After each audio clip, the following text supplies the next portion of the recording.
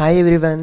నేను ఈరోజు అయితే బెండకాయ పులుసు చేశానండి. నా చిన్నప్పటి నుంచి బెండకాయలు తింటే తెలివి పెరుగుతుందని, అలాగే బెండకాయలు తింటే మ్యాథ్స్ బాగా వస్తాయని, మెయిన్ అయితే మ్యాథ్స్ అండి. మ్యాథ్స్ బాగా వస్తాయి, లెక్కలు ఇబ్బంది లేకుండా చేయొచ్చు, బెండకాయలు తింటే మంచిది మంచిదని నేర్పించారనమాట. అలా నాకు బెండకాయ మీద ఇష్టం పెరిగిపోయింది. బెండకాయ అంటే నాకు చాలా ఇష్టం. అయితే బెండకాయలు కూడా నేను ఫ్రై కంటే పులుసు ఎక్కువ ప్రిఫర్ చేస్తానండి. పాపం మా అమ్మకి ఎప్పుడైనా బెండకాయలు తీసుకొచ్చామంటే కష్టమైపోతుంది, పులుసు చేయాలా ఫ్రై చేయాలా. మనకేమో ఫ్రై ఇష్టం, నాకేమో పులుసు ఇష్టం.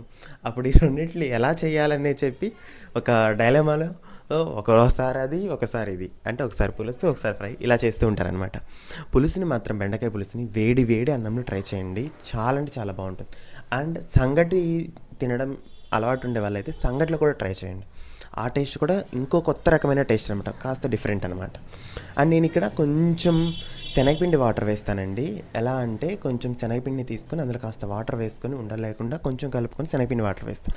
ఎందుకంటే కూర టేస్ట్ బాగుంటుంది, ప్లస్ కాస్త చిక్కబడుతుంది పులుసు అని. టేస్ట్ అయితే చాలా అంటే చాలా బాగుంటుంది. మీరు కూడా తప్పకుండా ఒకసారి ట్రై చేయండి, ఫాలో చేయండి. Bye bye.